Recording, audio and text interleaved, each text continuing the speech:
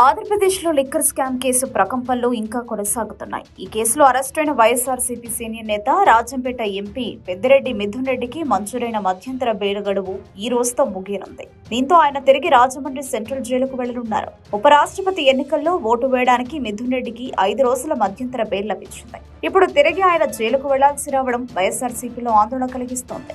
మరీ ముఖ్యంగా ఈ రోజు ఆయన పుట్టినరోజు అవ్వడంతో అసలు స్కామ్ జరిగిందో లేదో, తప్పు చేశారో లేదో తేలని కేసులో పుట్టినరోజున తిరిగి జైలుకు వెళ్లడం చాలా దురదృష్టమని వైసీపీ అభిమానులు బాధపడుతున్నారు. ఈ విషయంలో ప్రజల్లో కూడా మిథున్ రెడ్డి పట్ల సానుభూతి కనిపిస్తుంది. లిక్కర్ కేసులో సిట్ అధికారులు మిథున్ రెడ్డిని అరెస్టు చేసి దాదాపు 50 రోజులుగా రిమాండ్లో ఉంచారు. ఇటీవల ఉపరాష్ట్రపతి ఎన్నికలు రావడంతో ఓటు హక్కును వినియోగించుకోవడానికి మిథున్ రెడ్డి ఏసీపీ కోర్టును ఆశ్రయించారు. ఇరు పక్షాల వాదనలు విన్న తర్వాత కోర్టు కీలక నిర్ణయం తీసుకుంది. ఆయనకు 5 రోజుల మధ్యంతర బెయిల్ మంజూరు చేసింది. ఈ 5 రోజులు ఆయన ఢిల్లీలో ఉపరాష్ట్రపతి ఎన్నికలో ఓటు వేయడానికి కొన్ని ముఖ్యమైన పనుల కోసం వెళ్లారు. కోర్టు ఆదేశాల ప్రకారం మిథున్ రెడ్డి ఈ రోజు సాయంత్రం 5 గంటల లోపు తిరిగి రాజమండ్రి సెంట్రల్ జైల్లో సరెండర్ అవ్వాలి. దీంతో ఆయన ప్రస్తుతం హైదరాబాద్ నుంచి రాజమండ్రికి బయలుదేరారు. విమానాశ్రయం నుంచి నేరుగా వాహనంలో జైలు వద్దకు వెళ్తారు. రేపటితో ఆయన రిమాండ్ గడువు ముగియనుంది. ఆ తర్వాత ఆయనను మళ్లీ ఏసీబీ కోర్టులో హాజరుపరుస్తారు.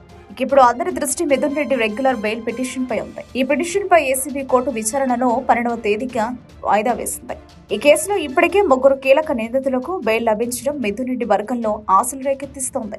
అయితే ఆయనకు బెయిల్ లభిస్తుందా లేదా అనేది ఇప్పుడు ఉత్కంఠగా మారింది. వైఎస్ఆర్సీపీ అధినేత జగన్ రాజకీయంగా కష్టాల్లో ఉన్న ఈ సమయంలో ఒక కీలక నేత జైలులో ఉండడం పార్టీకి మరింత ఇబ్బందికరమైన అంశం. మొత్తానికి ఉపరాష్ట్రపతి ఎన్నికల్లో ఓటు వేయడానికి మధ్యంతర బెయిల్ పొందిన మిథున్ రెడ్డి ఇప్పుడు తిరిగి జైలుకు వెళ్లాల్సి రావడం రాజకీయంగా చర్చనీయాంశంగా మారింది. రేపటి కోర్టు విచారణలో ఆయనకు బెయిల్ లభిస్తుందా, ఈ కేసు ఏ మలుపు తీసుకుంటుంది అనేది వేచి చూడాలి.